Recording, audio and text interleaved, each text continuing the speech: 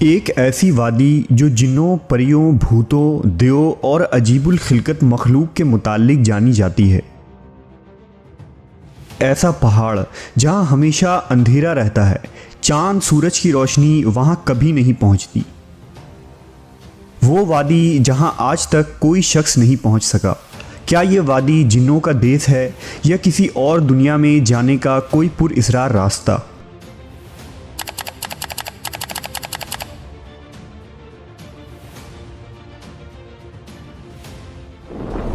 کوہ قاف کا نام سامنے آتے ہی کوئی گمشدہ عربی کہانیاں ذہن میں جاگ اٹھتی ہے۔ ایسی کہانیاں جو بادشاہوں کی حسین شہزادیوں سے شروع ہو کر جنوں اور پریوں کے زیر قبضہ ہیبت ناک قلعوں اور طلسم سے جڑی ہوتی ہے۔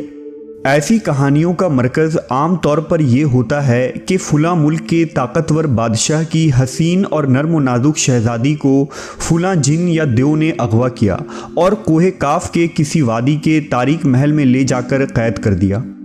اس طرح کی کہانیاں ہندوستان، ایران اور عرب علاقوں کے افسانوی اور ادبی کتابوں میں اہم مقام رکھتی ہے۔ تحریری شکل میں موجود ہونے کے علاوہ یہ داستانیں سینہ بسینہ روایتوں کی شکل میں بھی منتقل ہوئی ہیں۔ جبل قاف یا کوہ قاف مشرقی وسطی اور عربوں کے مشہور افسانوں میں ایک افسانوی پہاڑی سلسلے کا نام ہے۔ اسلامی روایتوں میں کوہ قاف کو جنوں کا وطن کہا جاتا ہے جسے خدا نے چمکتے زمرد سے بنایا ہے، جبکہ ایرانی روایتوں کے مطابق یہ علاقہ شمالی قفقاز کے علاقوں میں تھا، جس علاقے کو انسانوں کے کسی حکومت نے بھی آج تک قبضہ کرنے سے ناکام رہا، کیونکہ قدیم علم نے ان بلند پہاڑی علاقوں کو اسرار میں ڈھانپ رکھا تھا۔ کوہ قاف دراصل ایک طویل پہاڑی سلسلہ ہے۔ یہ زمین کا سب سے دور دراز مقام کہا جاتا ہے، جو داستانوں میں زرتشت کی زمین اور سیمرغ نامی پرندے کی وجہ سے مشہور ہے۔ کہتے ہیں کہ کوہ قاف سبز زمرد پر مشتمل ہے، جس کے عکس نے آسمان کو سبز رنگ عطا کیا ہے۔ کوہ قاف کو جنوں کا شہر بھی کہا جاتا ہے، جہاں زمانہ قدیم میں جنات کی نسلوں نے بہت ساری حکومتیں قائم کی تھی۔ امام قزوینی لکھتے ہیں کہ کوہ قاف کئی علاقوں میں منقسم ہے، جس میں 70 زمینیں چاندی کی ہیں، 70 زمینیں سونے کی ہیں اور 70 مشک کی۔ عربی کتابوں کے مطابق قاف پہاڑی سلسلوں میں سب سے اونچا تھا، جو اللہ کی طرف سے زمین کو سہارا دینے کے لیے بنایا گیا تھا، اور اس دنیا میں جتنے بھی پہاڑی سلسلے ہیں، تمام سلسلوں کی شاخیں زیر زمین کوہ قاف سے جڑا ہے۔ اس طرح کوہ قاف جو اس زمین کا سب سے بڑا پہاڑ ہے، تمام پہاڑی سلسلوں کا مرکز ہے۔ زکریا القزوینی نے 13ویں صدی میں عجائب المخلوقات و غرائب الموجودات نامی ایک کتاب لکھی تھی، جس میں انہوں نے کاسمولوجی کے مطابق یہ نظریہ دیا ہے کہ آسمان کو خدا نے تھام رکھا ہے تاکہ وہ زمین پر نہ گر پڑے۔ اس زمین کے چاروں طرف پہاڑوں کا ایک طویل سلسلہ ہے، جس میں کوہ قاف بھی شامل ہے، جو ان سلسلوں کو کھوٹی کی طرح اپنی جگہ پر رکھتا ہے۔ اسی طرح مشہور صوفی بزرگ جلال الدین رومی نے اپنی تحریروں میں کوہ قاف کا ذکر کچھ یوں کیا ہے کہ طاقتور بادشاہ سکندر ذوالقرنین نے آب حیات کی تلاش میں مشرق کا سفر کیا تھا۔ اس سفر کے دوران آپ کوہ قاف تک جا پہنچے تھے۔ جب آپ کوہ قاف پہنچے تو آپ نے دیکھا کہ وہاں فرشتہ اسرافیل قیامت کے دن سور پھونکنے کا انتظار کر رہے ہیں۔ کوہ قاف اور اس میں آباد مخلوقات کے متعلق ایک اور روایت بیان کی جاتی ہے کہ حضرت ابن عباس فرماتے ہیں کہ رسول اللہ صلی اللہ علیہ وسلم ہمارے پاس تشریف لائے جبکہ ہم مسجد نبوی میں حلقہ بنا کر بیٹھے ہوئے تھے۔ ہمیں آپ صلی اللہ علیہ وسلم نے فرمایا، کیا کر رہے ہو؟ ہم نے عرض کیا، ہم سورج کے متعلق غور کر رہے ہیں کہ وہ کیسے طلوع ہوتا ہے اور کیسے غروب ہوتا ہے۔ فرمایا، تم نے اچھا کیا، اس طرح سے مخلوق میں فکر کرو، خالق میں فکر نہ کرنا، کیونکہ اللہ جس کے لیے جو چاہتا ہے پیدا کرتا ہے۔ تم اس سے تعجب کرو کہ کوہ قاف سے آگے 7 سمندر ہیں، ہر سمندر 500 سال سفر کرنے کے برابر طویل ہے، اور اس کے آگے 7 زمینیں بھی ہیں جن کا نور ان کے باسیوں کے لیے چمکتا ہے۔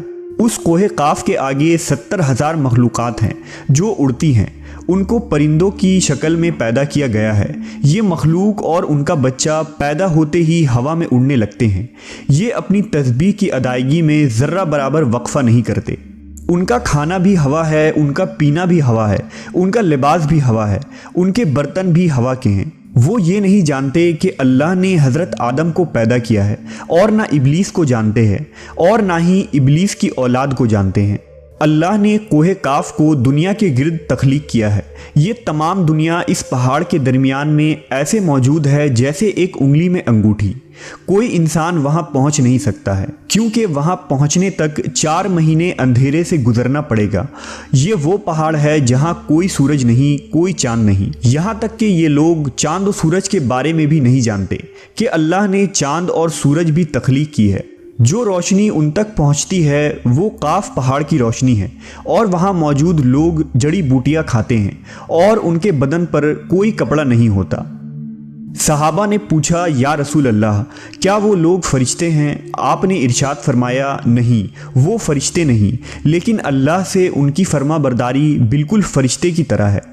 پھر آپ نے فرمایا کہ معراج کی رات ان کی ملاقات کوہ کاف کے لوگوں سے ہوئی تھی، اور وہاں کے لوگوں نے آپ صلی اللہ علیہ وسلم کی دعوت کو قبول کیا اور وہ مسلمان ہو گئے۔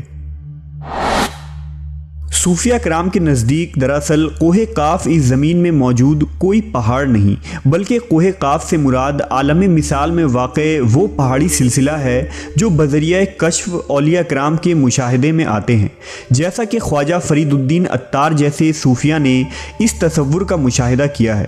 طریقت میں کوہ کاف کو شعور کا ایک دائرہ اور مرید کا حد سمجھا جاتا ہے، جسے پا کر بندہ فنا فی اللہ کے درجے تک پہنچ جاتا ہے۔ بہت سارے لوگوں کا یہ ماننا ہے کہ یہ لفظ کاف کسی چیز کی مرکز کو ظاہر کرتا ہے، اور یہ لفظ اتنا مقدس ہے کہ قرآن میں پوری ایک سورہ کا نام سورہ قاف ہے، جو اس کوہ کاف پہاڑ کی طرف اشارہ کرتا ہے۔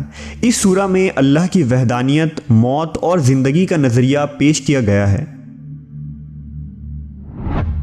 کوہ کاف جغرافیائی اعتبار سے ہماری اس زمین میں کہاں موجود ہے، اس کے متعلق مختلف نظریات پائے جاتے ہیں۔ زیادہ تر مورخین کا اس بات پر اتفاق ہے کہ عربی داستانوں کی کوہ کاف دراصل موجودہ روس میں قفقاز یعنی ماؤنٹ کوککس نامی ایک پہاڑی سلسلہ ہے۔ یہ علاقہ یورپی روس میں بحر اسود اور بحر قزوین کے درمیانی حصہ ہے، جس میں آرمینیا، آذربائیجان، داغستان، روس اور چیچینیا جیسے ملک شامل ہیں۔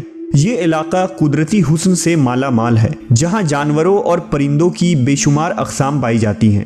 جھیلیں، آبشاریں اور چھوٹے چھوٹے چشمے دیکھ کر ایسا معلوم ہوتا ہے گویا جنت زمین پر اتر آئی ہے۔ یہاں انسانی آبادی بہت ہی کم ہے۔ یہ پہاڑی سلسلہ ایشیا کو یورپ سے جدا کرتا ہے۔ اگر کوہ کاف کو خلائی سیٹلائٹ سے دیکھا جائے تو یہ علاقہ سفید پٹی جیسا نظر آتا ہے، جبکہ بعض محققین کا خیال ہے کہ کوہ کاف انٹارکٹیکا کے ان ویران اور برفیلے علاقے میں موجود ہے جو ہمیشہ بادلوں اور اندھیروں سے ڈھکا ہوتا ہے، جبکہ کچھ لوگ قدیم دور کے اٹلانٹس سٹی کو ہی کوہ کاف قرار دیتے ہیں، جو کسی بڑے عذاب کی وجہ سے تباہ ہو چکا ہے۔ جدید فزکس کی نئی دریافت یعنی ڈائمینشنز بھی کوہ کاف کو سمجھنے میں آسانی پیدا کر سکتی ہے۔ دراصل فزکس کی جدید تحقیق کے مطابق ہماری اس کائنات میں کل 11 ڈائمینشنز وجود رکھتے ہیں، جبکہ ہم انسان صرف 3 یا 4 ڈائمینشنز میں زندگی گزار رہے ہیں، کیونکہ ہم ٹائم اور اسپیس کے قید میں زندگی گزارتے ہیں۔ ان مزید 6 ڈائمینشنز میں کتنے ستارے، سیارے اور دنیا آباد ہیں، اس کا علم صرف اللہ تبارک و تعالیٰ کو ہی ہے۔ محققین کے مطابق ارواح کی دنیا، عالم برزخ اور جنت و جہنم انہی ڈائمینشنز میں موجود ہیں جن میں انسان موت کے بعد داخل ہوتا ہے۔ ممکن ہے کہ کوہ کاف بھی انہی 11 ڈائمینشنز میں سے کسی ایک ڈائمینشن میں موجود ہو، جہاں نسل انسانی کا قدم رکھنا ناممکن ہے۔